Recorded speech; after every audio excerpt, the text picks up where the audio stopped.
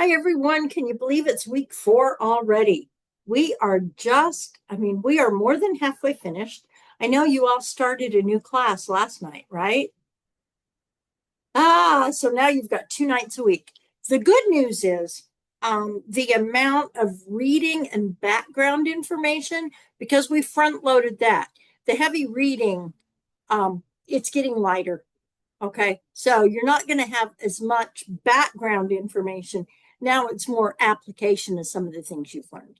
So tonight's topic is employment.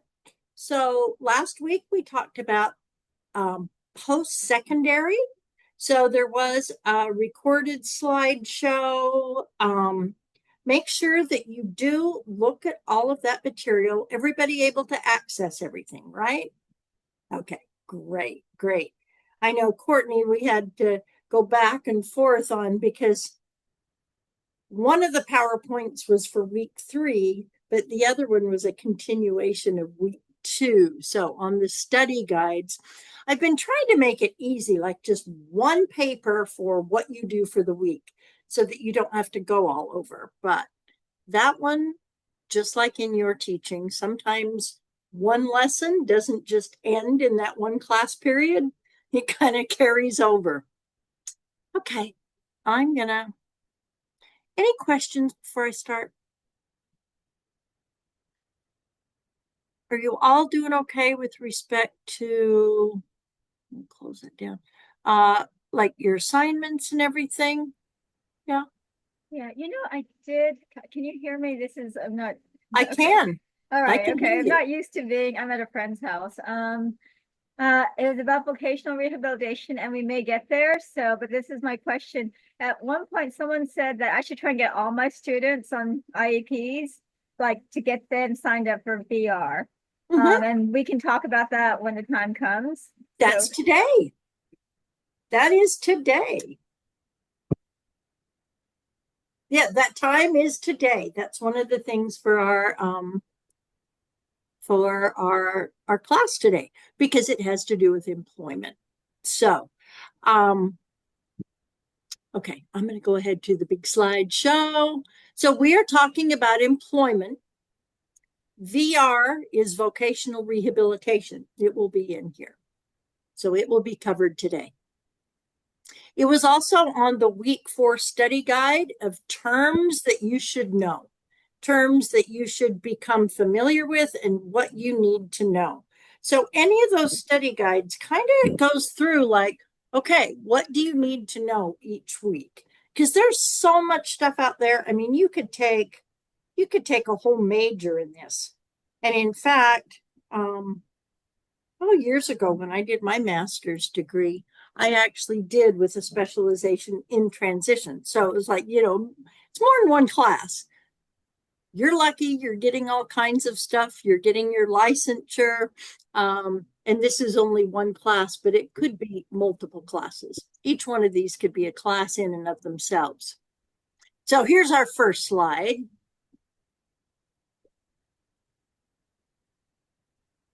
We have too many guys in here to we need more of the females for this week. I can't believe that there's a meme that actually says that. But anyway. Ooh, you really nailed that transition plan. Your goals and objectives are beautifully written. I'm Okay. gonna send that to someone. I what you'll get this. You'll get the PowerPoint will be as soon as we're done. I'll put the PowerPoint on the bottom of the week 4.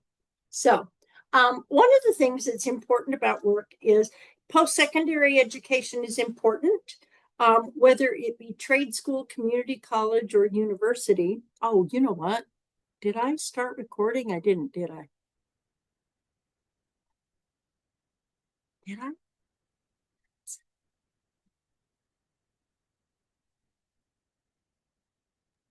Yeah, you're recording. Am I? Yeah, it's Okay. recording. Yeah, it's Oh, well, recording. thank you. Okay, thank you. Now the recording here's me double checking to see if it's recording. Sorry about that. Okay, so post-secondary education and training. Remember, that's part of those goals and objectives, like the post-secondary measurable The measurable post-secondary goals, MPG, not miles per gallon, but measurable post-secondary goals. Education / training, which means trade school. It could be community college, could be university. But the next one is employment. And one of the things about employment is we think about post-secondary education as preparation towards something. And that something is usually towards employment, towards a career. So one of the things about like working is it is a sense of identity. Think about like when you first meet somebody, it's like, oh, what do you do? People always ask that. So your work, your career is a sense of identity. It can also be a sense of contribution and accomplishment, that you are giving back to your community. You are part of the community. The sense of purpose, being in the community, being engaged. There's also a lot of social aspects of work, and of course, the monetary aspects of work. So when we think about why work may be important for students with disabilities, every single one of these, being in the community, contributing to the community, getting out of the house, engaging. When you become an adult, you meet a lot of the people who are your friends at work. A lot of people that you hang out with, maybe from work. And of course, the monetary aspects. So I looked up the most recent Department of Labor statistics. And for people with disabilities, 24.8 are employed. They are considered in the labor market, compared to 67.7% of people without disabilities. That's crazy. That's a lot. The unemployment rate for people with disabilities is 8.5 compared to 4.2 people without disabilities. So I thought, oh my goodness, how could this be that only 24.8%? But just to put a little perspective, half of all people with disabilities are age 65 and over. So that helps us explain that a little bit.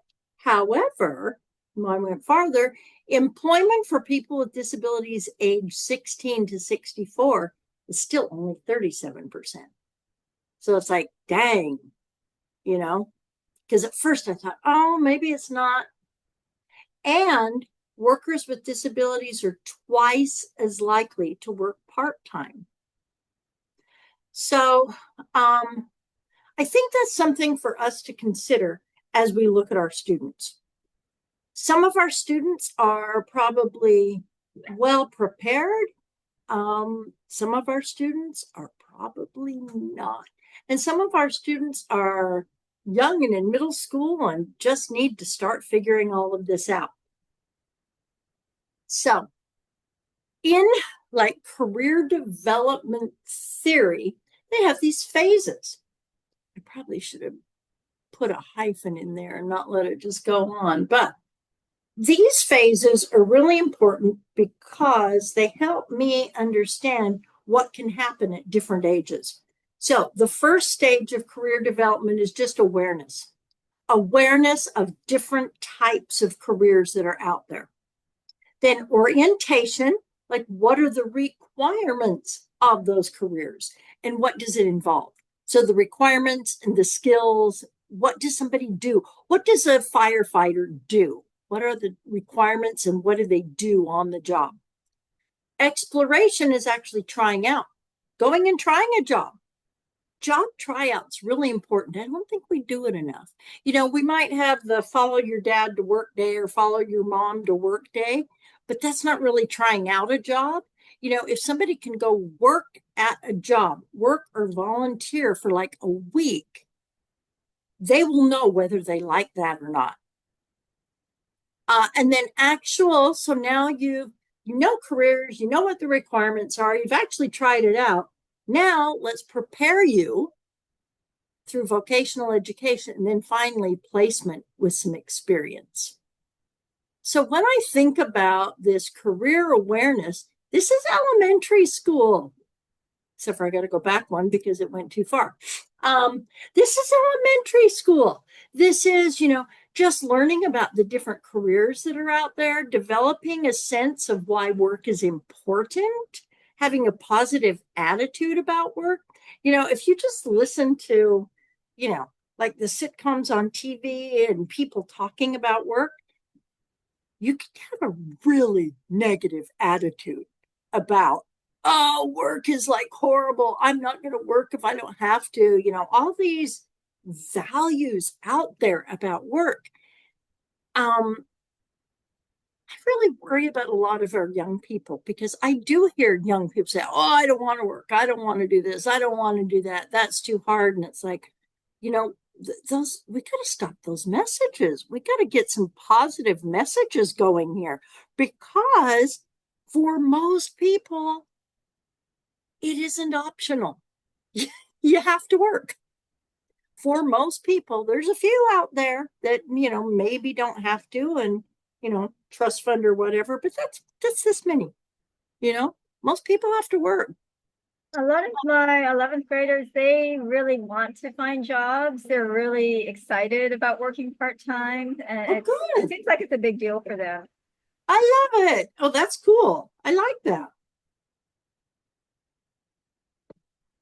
And that's exactly what we need to promote.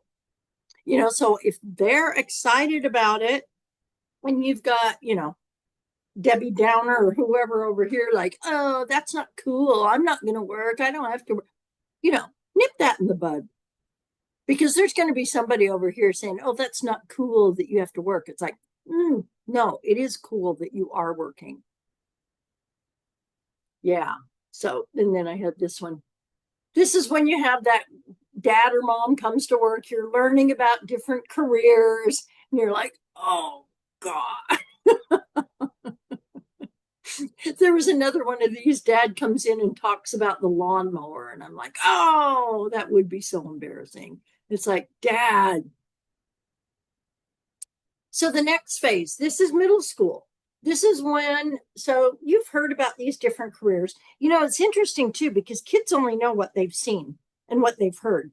And a lot of kids have not seen beyond like their own neighborhood, their own, like their relatives, their neighborhood. And so they don't understand all the different jobs that are out there. They don't understand. We need to be presenting them with those kind of options. But now they, at middle school, it's kind of like, okay, so you're interested in the medical field. What are all the possibilities in the medical field, and what do each of those mean?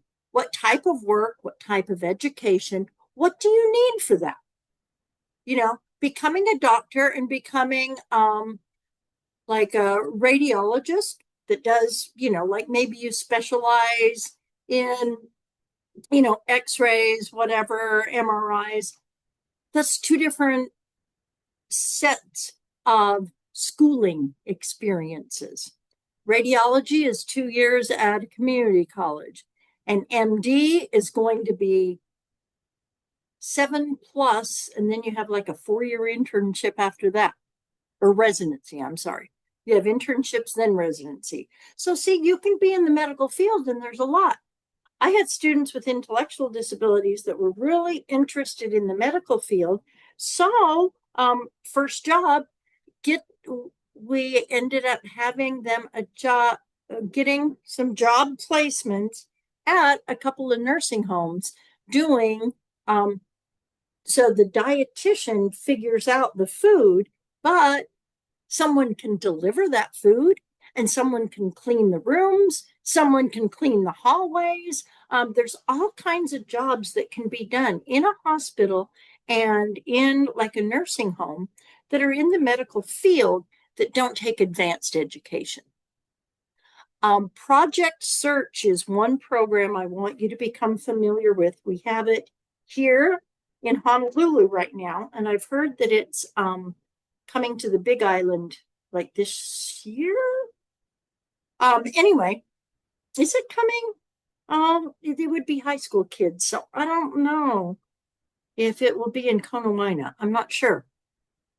But or if it's on Hilo side, but I do know Big Island is getting so Project Search is a program for kids who are in that 18 to 21-year-old age range. They did not graduate with the regular high school diploma, so the school district is still responsible. And for that super senior, 13th, 14th grade, you know, 13th and 14th grade, whatever it is you want to call it, should you really be in high school just doing the same classes over and over again? Or should you be getting a workplace experience? One on Oahu that I've been involved with now for years, they are at Kaiser Permanente Hospital. And the students in this Project Search, they rotate.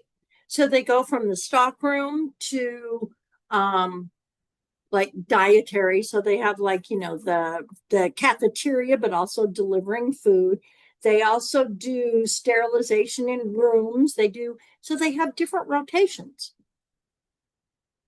Anyway, this career exploration is you've heard about things, now you start investigating them. This is really good for middle school. In high school, there should actually be some preparation, some vocational training. Hopefully, students have gained the necessary values and attitudes, but a little bit more solid at this time. It's like, okay, you learned about this, you explored it a little bit. Let's actually start preparing you. Internships, apprenticeships, part-time or school-based employment, these should all be happening in high school. I like this. What? I have to get experience before I can get experience? I don't know how many of you have felt that, and the kids just like, and it's like, oh yeah, you do. Yep, you have to have some experience before this job will hire you. And you're like, but I'm trying to get hired by you so I can get experience. We do know again, just that having some experience is one of the number one predictors of having a job after. Actually being in these, I'm going to go back here. So while the students are preparing is a really good time for informal assessments. You can observe students while they're having these experiences. You can interview them. Shamaya, you've got your hand up. Mm-hmm. I was just kind of curious. Well, let me face the camera. I was just kind of curious, with a lot of places, especially retail stores, switching over to um, like kind of taking the associates out and having like automated machines do Yeah. things. How do you think people with disabilities will be able to find jobs? Because even like Yep. restaurants are switching, like fast food restaurants are switching to automated cars Yeah. taking food to people. So how do you think, I mean, people without disabilities are starting to lose jobs. So how do you think that will affect people with disabilities? I think it's going to be hard. I do.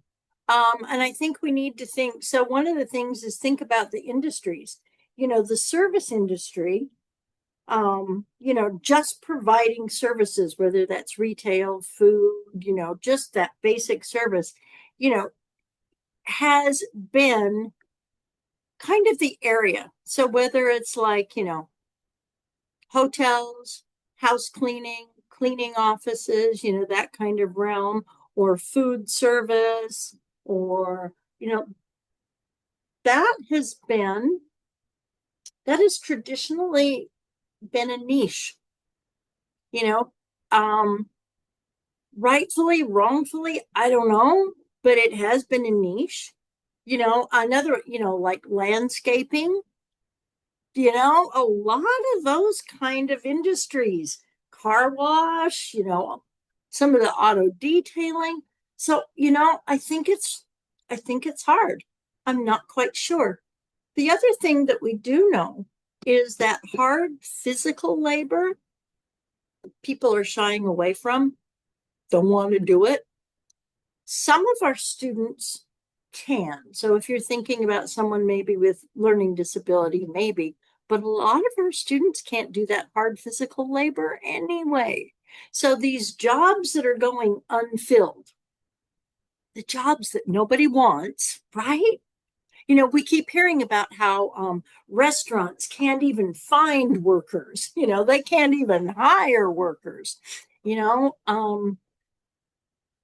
you got to start somewhere. And I am not saying that kids with disabilities that is the end of their career trajectory to work at fast food. But on the other hand, it seems like there is a little, you know, since the pandemic, restaurants have had one heck of a time filling positions, you know. So even if it's to get some work experience, you know, and then find out what you want. But I, uh, I don't know. I'm sure there, you know, there are people out there that are talking about the job projections, but a lot of office work is getting automated. So, you know, those jobs of like, you know, you think of the typical office where somebody goes around and delivers all the mail. That job's probably gone right now. You know, there's so much data entry. I don't know how much of that's still around, you know. So, yeah, there are a lot of jobs. Um, Although they say we're bringing manufacturing back, so maybe we'll see. But maybe manufacturing jobs, you know, for years and years, you know, many families um, lived comfortably with a family member working in manufacturing. So I don't know. I think that's a really good question, though, Shemaya. And then I think for all of us too, as we look at this, sometimes we have to be creative. So when we get into career placement, so we've done all the preparation. Is there going to be further preparation needed? So is a high school diploma enough for this particular career? Maybe. Maybe it's high school diploma and then you get in and get experience. Or do you need a 2 year? Do you need some kind of a trade school? But the one thing we want to think is that students should be able to engage in something that is satisfying at a vocational. That means beyond your vocation. So family, volunteer work, as well as paid employment.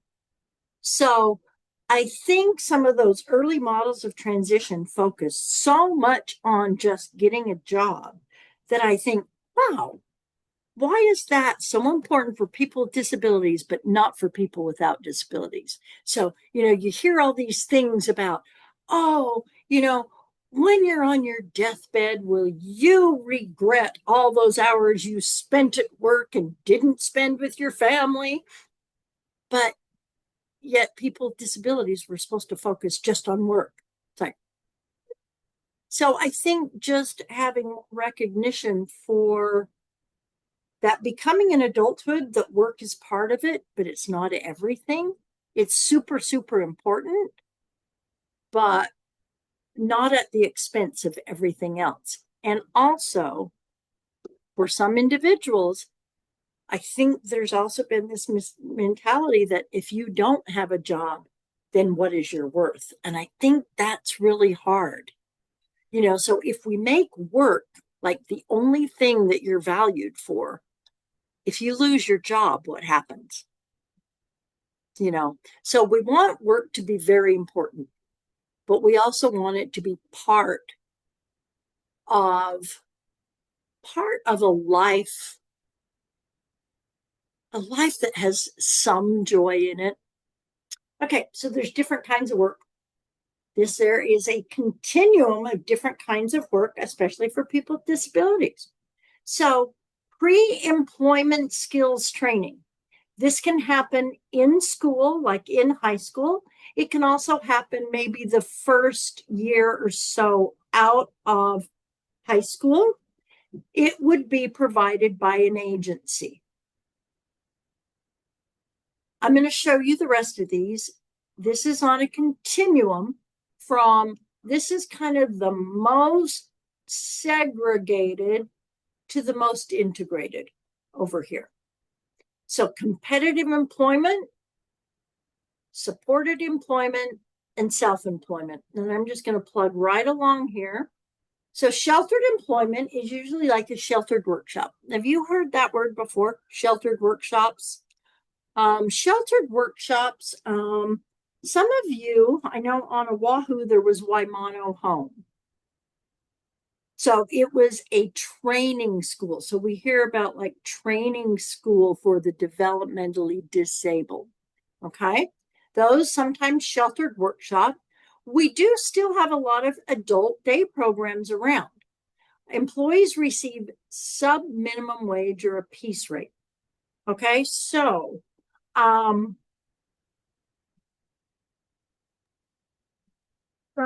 is like Goodwill sheltered employment or what is Goodwill Goodwill? could be either sheltered or supported, depending on Goodwill has several different programs, but that's really good. Goodwill, and the same with like Arc of Hawaii. So it depends because they have different programs basically to address different severity levels of disability. So some students are able to go into the community and, well, and some adults, who are usually adults by now, not necessarily students, but some can go into the community and work, and some may need to be, some maybe that's too stimulating, or they may need like a one-on-one assistant.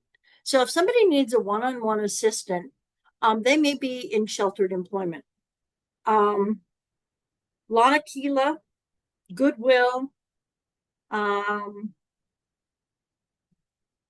ARC. There's some others out there too, but here's the difference between this and the next one, supported. The sheltered workshop is segregation from people without disabilities. So everybody at this center have disabilities. It's a program. It's a day program. Okay. So there is sometimes excessive dependence on the workshop personnel and lack of mobility into more integrated employment. So those are the disadvantages. But you know what? Given the options, so sheltered employment is like last resort. Okay. But given the options compared to sitting at home and being unengaged, and they actually have these statistics where they say they're working, you're doing this, or unengaged compared to being unengaged. So working at the sheltered workshop gives you somewhere to go each day. There is interactions with friends with disabilities. You're not integrated with same age peers without disabilities. There is some workplace readiness skills, some daily living skills. So the agency that I used to work at, some of the individuals with more significant disabilities, there was a workshop. They're trying to get, over the past 20 years, they've gotten away from that a lot, but they had contracts. So they had some contracts with AT&T putting together components. They had like a lot of like piece rate work that they did. So, and that was in a facility, in a place. What they did do is start moving these employees to do the same work on the job site. So we moved from the facility, it was an old elementary school that had been closed down, we were in there, to putting together these components at AT&T instead of in the separate setting. So they still had support. So these individuals were at AT&T. They were putting together components and they still had support, but they were a little bit more integrated. They were in the community. This can be like a small group of people. Another one we had was there was an enclave that did landscaping and housekeeping. So it was a group of like usually about 4, never more than 6, that basically that's the service they provide. And you have different places on different days, and there is one supervisor that goes with you, but they go around, they call it a mobile work crew. When I was in Utah, they did snow removal, raking leaves, as well as like mowing lawns, depending on seasonal. I do know an organization here that has a mobile crew and they do groundskeeping. And they've also just got a new contract. Like they have this big mower to mow down brush to prevent, to give fire breaks. Because when you have the overgrown brush, like happened on Maui last year, so they are getting contracts with different places on Oahu right now, cutting down brush and getting, so that there's some fire breaks. So kind of interesting. And there's a job coach. It does take place in the community though. So it's not a segregated setting. This is also for people who need longer term support. And this comes through DDD. I'll tell you, this is Department of Health, Developmental Disabilities. So there's going to be a couple of different agencies to wrap your head around. We have the Hawaii DOE, we have Hawaii Department of Health, and then we're going to have Division of Vocational Rehab. So we've moved now. Those with more significant disabilities are going to move probably to Department of Health, Developmental Disabilities Division. It's because they provide longer term support. Remember that first model of transition with no services, time limited services, and ongoing? You guys remember that one? This is ongoing. Sheltered and supported employment ongoing. Now this one, subsidized employment, we're moving up. We're getting more integrated. Sometimes this is a short-term alternative. So this one would be, so for example, there are subsidies, government subsidies, to help companies help them hire people with disabilities. So here's an example. So I have a student that's been trained in how to do hotel housekeeping, and they know all the skills. But you know what? They're a little bit slower at it than what the hotel wants to do. So the hotel wants every single housekeeper to do 16 rooms a day. My student can only do 6 to 10 rooms a day. There are government subsidies that will supplement the employer to give this person a chance. So basically what it means is for the first 6 months, the subsidy will pay half of the wage and the employer pays half the wage. Then after 9 months, the employer is now paying 75%, and after 1 year, the employer pays the whole thing. But those are subsidies given to companies to hire people with disabilities. This is a neat little, this is like the top companies that hire people with disabilities. You can look at that on your own because I don't want to keep you forever. Okay, so here's a link to tax incentives for employers from the U.S. Department of Labor. I like that. The best way to teach your kids about taxes is eat 30% of their ice cream. I know you guys feel that every time you get your check, it's like, I don't make, every time I look, it's like, I don't make that much. You look at your salary and go, wow, that looks like I'm doing pretty well here. That's not what I'm getting. And then finally, competitive employment. That's the preferred. That is working in an integrated setting at minimum wage or more. It has the highest degree of integration, and it has a lot of advantages over the sheltered or supported employment. So many of those on the subsidized employment, they really are doing competitive employment. It's just that the employer is getting some financial help, but the person is in an integrated setting, minimum wage, and if they're working, companies will do this 30 hours a week or more, they're getting benefits,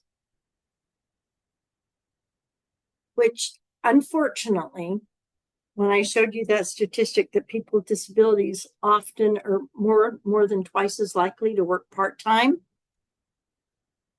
you work 20, they'll hire you for 28 hours and then you don't get benefits. It's like, oh gosh. This one is really interesting. Self-employment. More people with disabilities are self-employed than those without disabilities. And this was U.S. Department of Labor. This is really interesting, and this takes a lot of innovation. In my experience, it takes very involved parents, and it takes somebody from either the school, vocational rehab, somewhere to help support these ideas. So you could be a dog walker, you know, automotive repair, dry cleaning, pickup and delivery. I know this story about this one young man.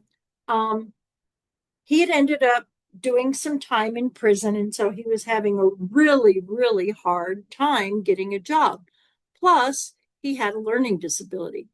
But he started working for a dry cleaner doing pickup and delivery. So instead of you having to go to the dry cleaner to drop off your clothes, so he had a company like this self-employment to drop off and deliver. And so the dry cleaner paid him for that. That's something he could do. They paid him. He did have supervision for quite a while at the beginning, but then was able to do it independently. Yeah. Yard care, candle making. I know one young man with the help of his mother, they have a candle making company. He loves it. Soap and candles. He loves pouring things. He has fairly significant disabilities. But yeah, they sell candle and soaps. You know, so all those. I know another young woman who she does a lot of art, and her mom has helped make like postcards and greeting cards out of that. Typically, someone is not going to make a ton of money on this, but purposeful and contributing to the community, and you've got something to do. Okay. So, oh my goodness, you can hardly see that. That is self-employment by the Department of Labor.gov. So it's tips on self-employment. It'll click, but ooh, hard to see there. Okay. That pre-employment skills training. In 2014, there is this federal act, and vocational rehabilitation, coordinates these services. These pre-employment skills training, it can be in school, it can be on the job, adult agencies can provide it, but basically it is training in all those skills that students need to keep a job. So when we talked about vocational ed, that's like those job-specific skills. A lot of times this is the job keeping skills, the social skills, the things that sometimes they call soft skills. Sometimes it can be specific training on specific tasks, but this pre-employment skills training a lot is work-related social skills, having that time to go try out some jobs. Can somebody tell me, what are these things? We talked about these last week, but tell me how this might fit in. Cultural capital or funds of knowledge. I haven't heard your voices here for a bit. What do you think?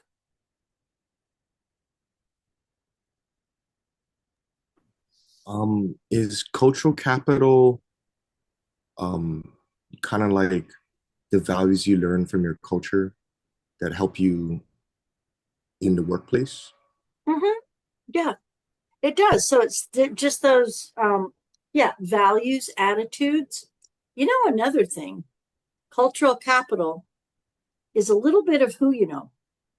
You know, it's like if you have that network, that a lot of times that friend family network helps you get your job.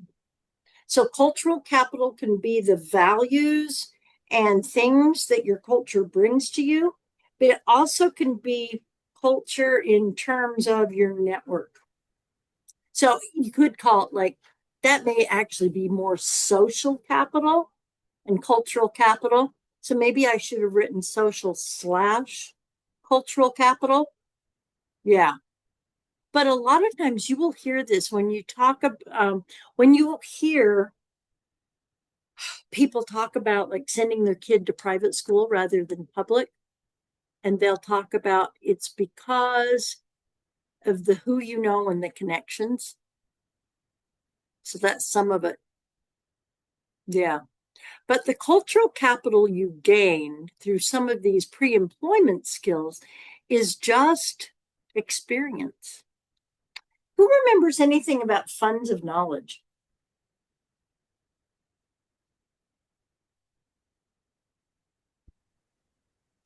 Isn't it the things that you also know? Like I have students and they know how to fish, they know how to hunt, they can raise chickens. Boy, if I want someone to go surfing, they know where to go. They know like all the cool spots for hunting You and how know? to bomb off the cliffs and lasso a cow, that all the Yes. And that's bringing those funds of knowledge and that cultural capital into being valued when we're doing pre-employment skills training. That's the idea, is students bring things with them. They are not a blank slate. They are bringing all kinds of things with them. So how do we use that in this pre-employment skills training? Yeah, I have one student and his career now, or what he said last time, is he wants to be a hunting guide. And I thought, wow, that's perfect because he really knows where to hunt. And I mean, he grew up Yeah, here, like, and I'm going, that would be a really good fit for him. He's yeah. social. It just made me think this cultural capital. So there's do any of you, okay, Ed, you're in Oahu. Okay, so there's a couple of hiking paths at the back of Palolo Valley, right? There's a couple of little hiking trails and stuff back there. So anyway, so we're walking up there, and there's these two, I'm sure they were middle school kids, walking around with a goat. They each had a goat, and they were going house to house, and people were paying them for the goat to like trim their yard for an afternoon.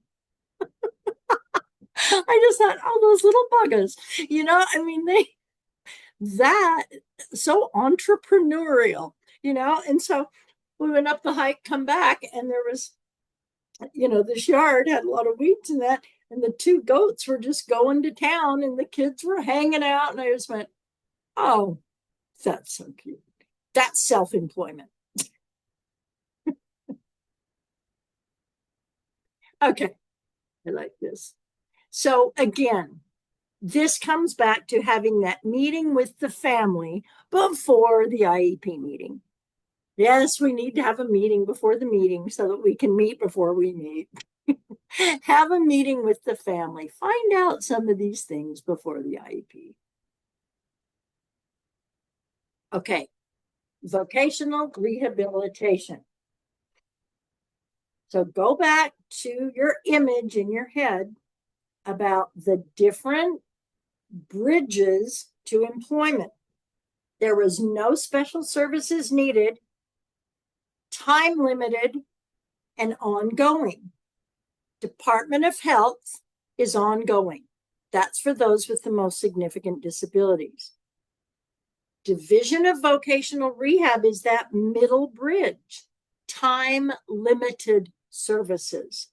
So vocational rehabilitation offers a lot of services But these services are supposed to result in competitive employment. So they will help provide books if you're going to college, but you have to have a goal. It has to be a career goal. It isn't just to go to college.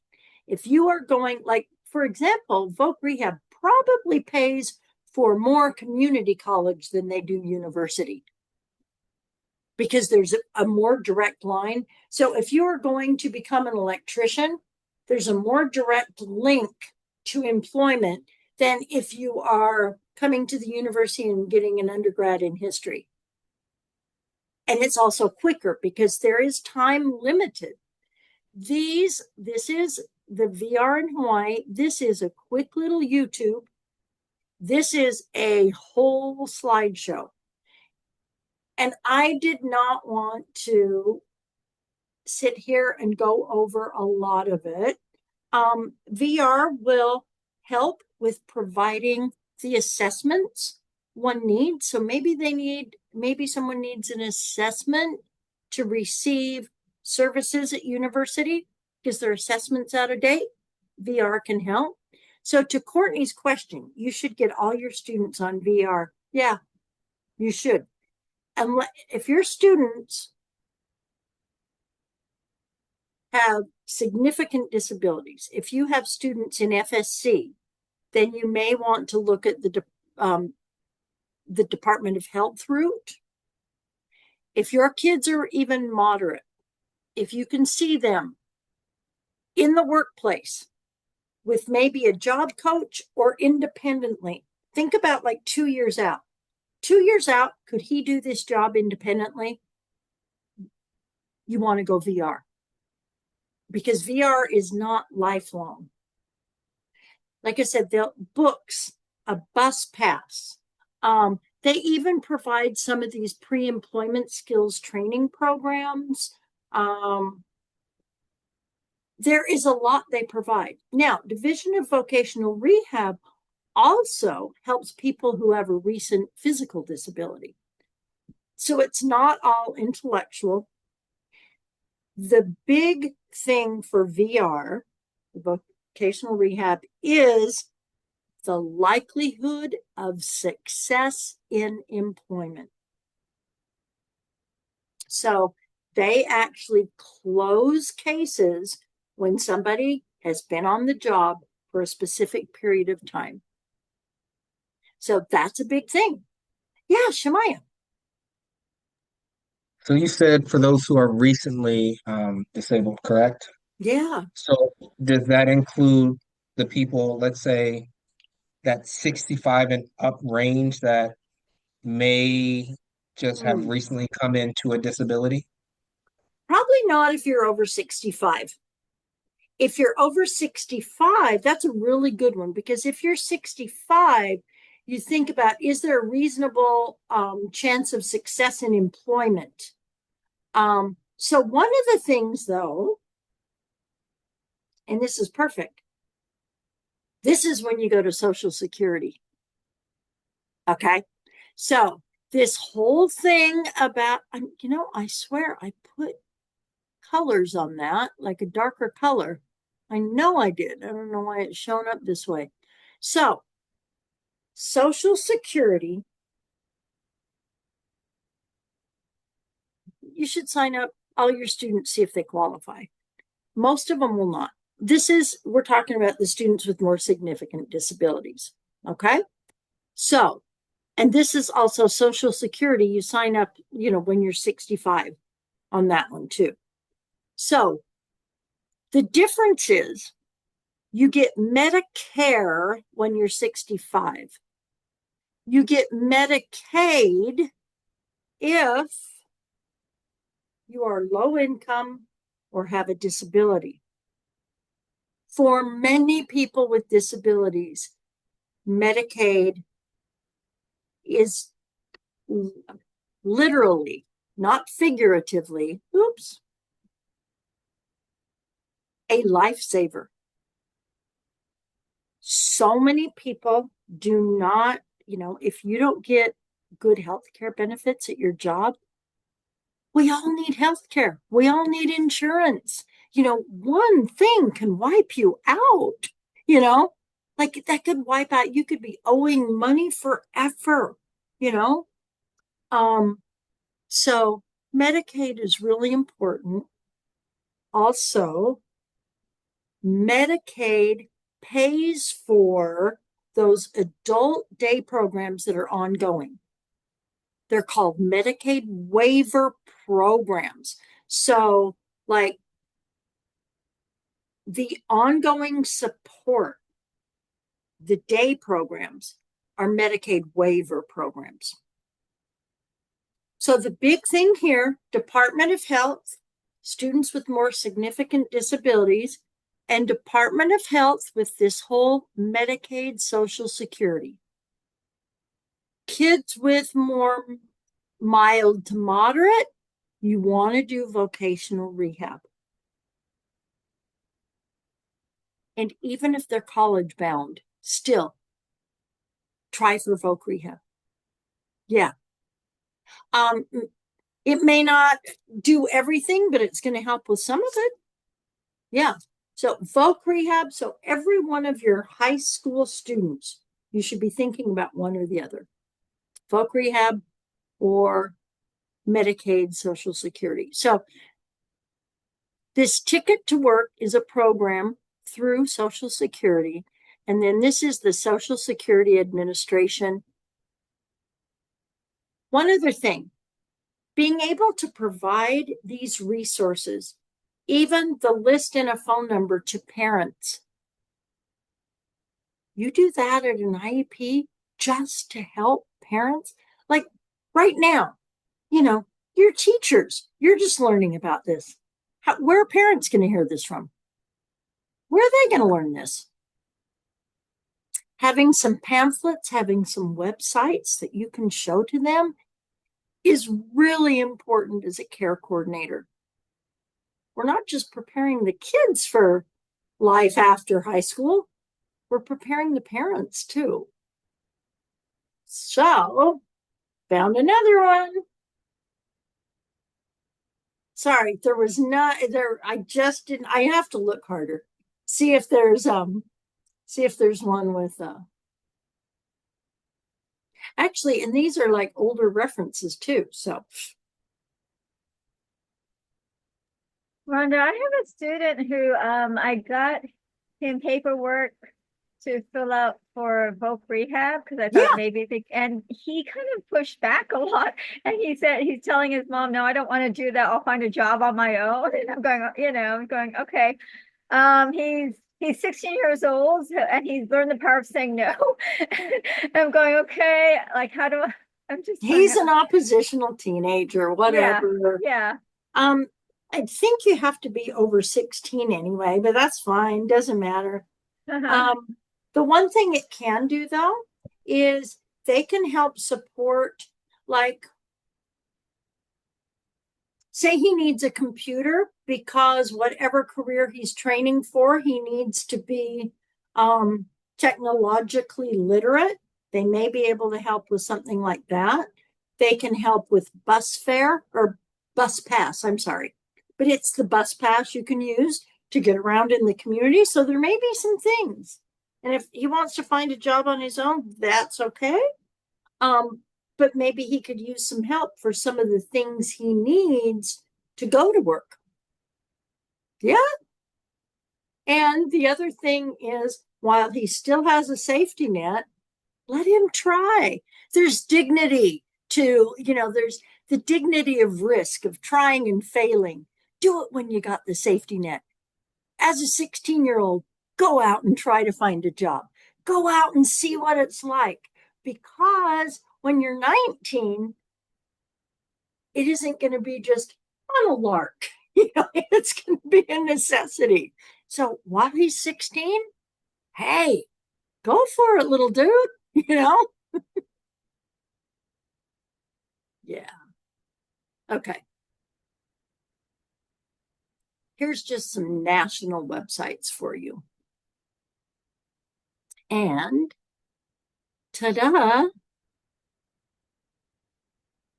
That is all for the employment PowerPoint. Um, I get to give you the activity today instead of Jonah.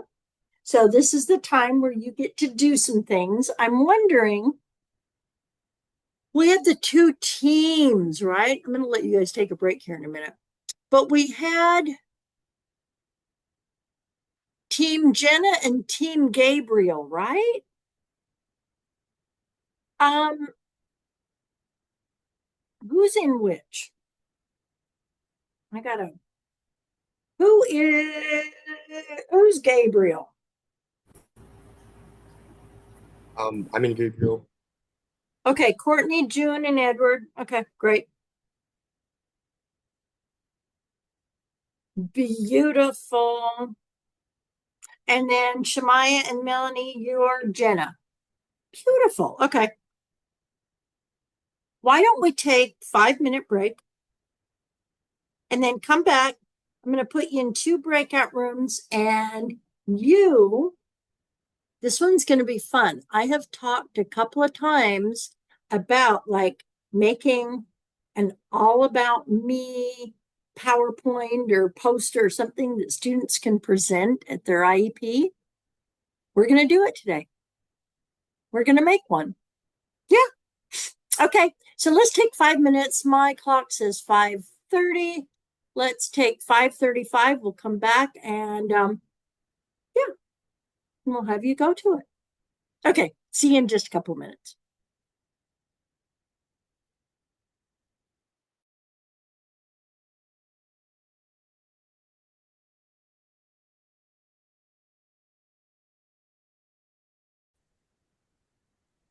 Okay, so who wants to share first? We can share. Okay, go for it. Yeah. Going to put the link in the chat.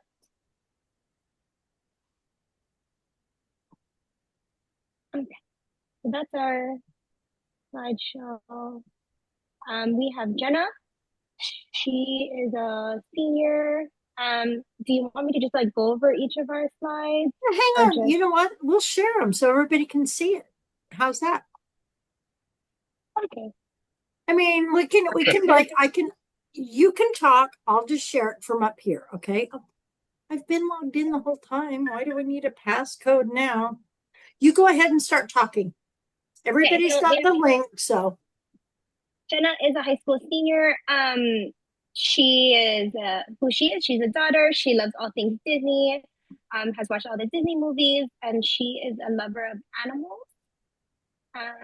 What's important to her, what she needs is she needs structure, routine, clear expectations, and instructions. She likes to work independently and having a quiet space. If she's overwhelmed and loud sounds are not great for her. Melanie, I don't have access. Were the others of you able to pull that up? No Oh, access. Oh, sorry. Okay. Wait. Oh, okay. I put it in as anyone in this group, or okay, anyone with the link. Okay, Yep. sorry. Works. Does that work now? Okay. Yes. Let me Okay, try now. and then Yep, I got it. Okay, okay, go for it. we're on slide 4. Her dream, she would really like to someday work for Disney. She really enjoys drawing, and graphic design. And then Shemaya. Some of her strength is that she's good at staying organized. She's good at using AI technology, following routines, sticking to a schedule, regulating her emotions, and articulating her needs. Good. Something that she really likes doing is drawing and watching Disney movies. She's interested in art and graphic design. Some of the things that she needs help with is asking for help when she's about to crash out, starting conversations, and speaking up for herself when she needs help. And Nice. that's it. Oh, nice. Very good. Super. Okay, I guess the other group, do you want to just share your slides? Do you want me to do it? How do we want to do that? I think we can try to share it. on I our think end? you can. Okay, I have to stop share and then you can. Okay. You guys did a really nice job. I think you captured a lot about her.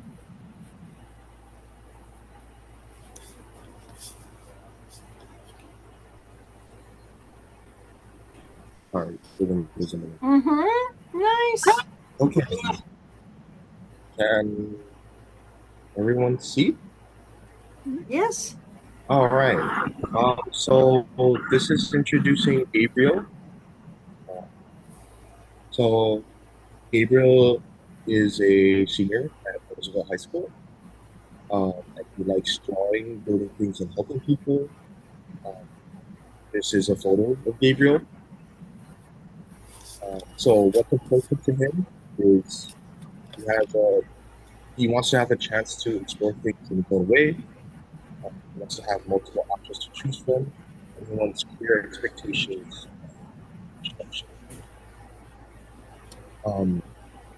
Someone else slide. I can talk. So I picked some slides. He likes art and drawing. He likes cars. He likes using his hands and making things.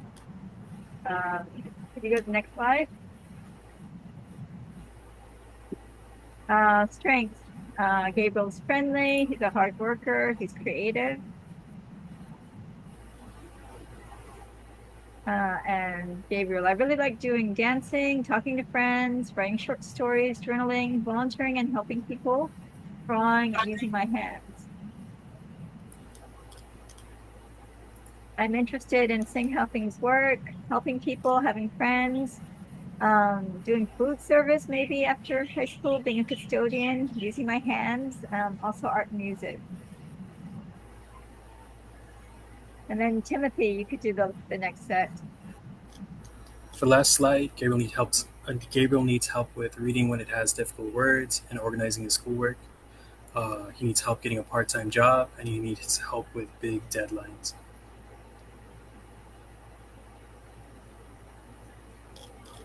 And that Nice. is the last. Cool. I love it.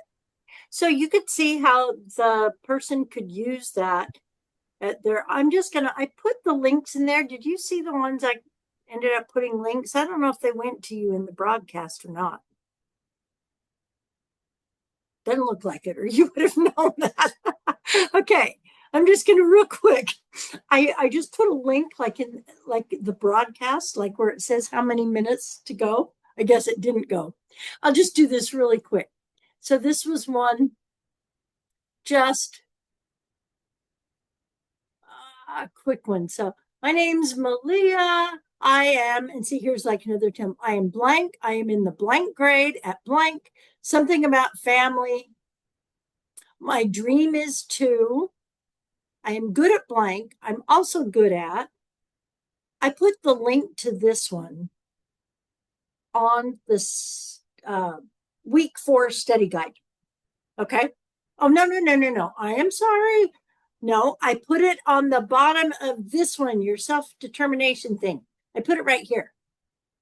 That's where I put it. Okay. And then I am good at this. I'm good at this. I like to sing and dance. Here's some of my hobbies. I like taking selfies, dancing. I like doing TikTok, hanging out with friends. I know how to help out at home. I work well with other people. I have experience in cleaning, filing. So as we're doing this, I can see this like coming up to who am I? This is my family, things I really like, and my hobbies. Maybe you get down to there like freshman year. And then, like maybe sophomore year, I have some experiences, or maybe this slide doesn't come in for another year or so. It's a PowerPoint that the person can keep adding on each year. Here's some of the people who can help me. And then maybe you could do something like that. Yay, I got an office job. And then Malia's living her best life today. Here's a different profile, Kainoa. You can see this one still, right? Kainoa now? Okay. Sometimes when I switch, but this should be because I had the tab open. So Kainoa, middle child, started receiving special ed services for learning disability. I'm good communicator, artist, listener, friend. I want to work as a YouTuber or a professional gamer. Your kids are going to say stuff like this. And in fact, this was based on a real student on the Windward side. Yeah, they all say that. They all want to be like professional video game players do. or yes. Yeah. And so a feedback teacher, givers or something. Yes, a teacher, testers for video games. A teacher at Kailua High had the student, she's like, how am I supposed to do a transition? This kid wants to be a YouTuber. Tell me what a transition plan for a YouTuber would look like. Right? So here we go. This is what his dreams. I want to work at home as a YouTuber. I want to make my own schedule. I'm going to get my own apartment, all this kind of stuff, right? So what are our nightmares? This is based on that MAPS planning. And the parents, that he's not going to make any money on being a YouTuber, that he won't have enough money to live with his friends like he wanted, and also lose contact with the family by being online too much. So what are his needs? He needs assistance with reading and writing. He needs some help with goal setting, and he needs to look at some different careers in online entertainment. Just being a YouTuber isn't enough. And we also talked about this young man too. We said, to be a YouTuber, a YouTuber is the medium, but you have to have this expertise first, right? Nobody watches your YouTubes unless your YouTube is expertise, right? You either got to have like your own little cooking show, or you need to dance, or you need to do this or that. That is what people watch YouTubes of. And then here was some of the things. What's the plan? He's going to investigate the difference between Olelo. They have a 5-day program in media production, and Windward Community College has a 24-credit certificate program. He's going to help out around the house. He's going to learn more basic skills. He's going to take some computer art and art classes while he's still in high school. His brother's going to go show him around Windward Community College, and he can still, continue to hang out with his friends. Yeah.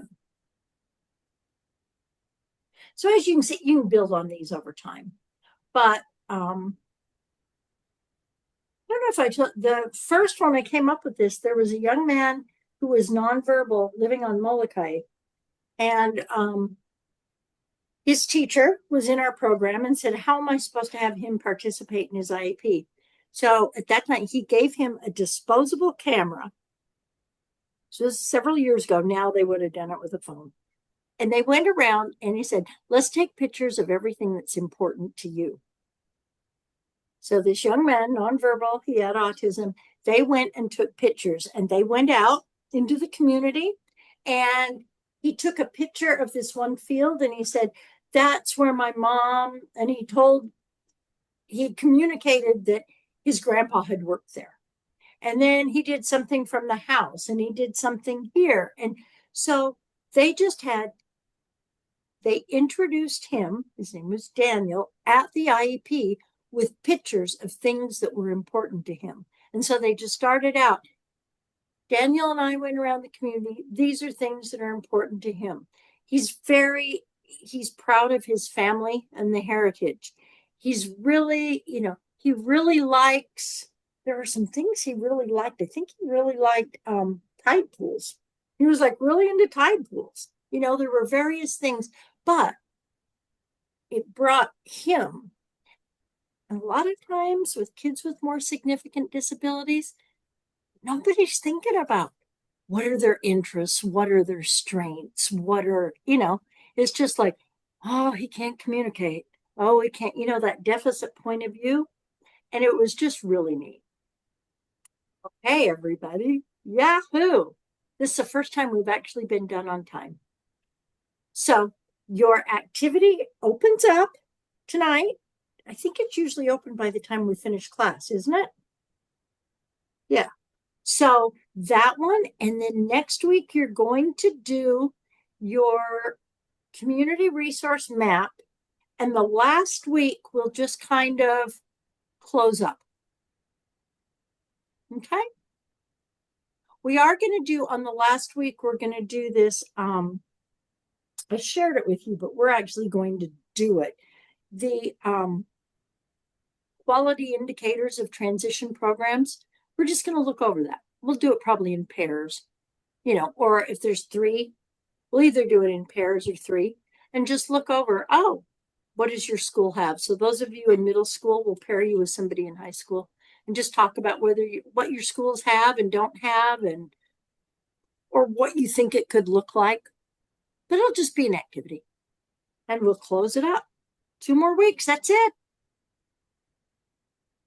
Okay, everybody. Thank you. Okay. Thanks. By the way, Thank you. Rhonda, I just Bye. to let you know, I See you. contacted Caroline Torres. Oh, you did? I did, because I just wanted to say hi, because I made me think of her, and I just said, hey, I'm thinking of you because I just read that article that that Rhonda had shared in class, and and wow, I didn't know you had gone through all that crap, and so it was interesting just to reach out. Oh, She good. I'm appreciated so it, glad so you thank did. you. Yeah. I bet she did appreciate it. That was very kind of you. That was nice. Thanks, Courtney. That was really And nice. she said, like, maybe I should share more of my personal story. And I think, yeah, you should, because I think it's good for people to share their personal struggles, It's hard.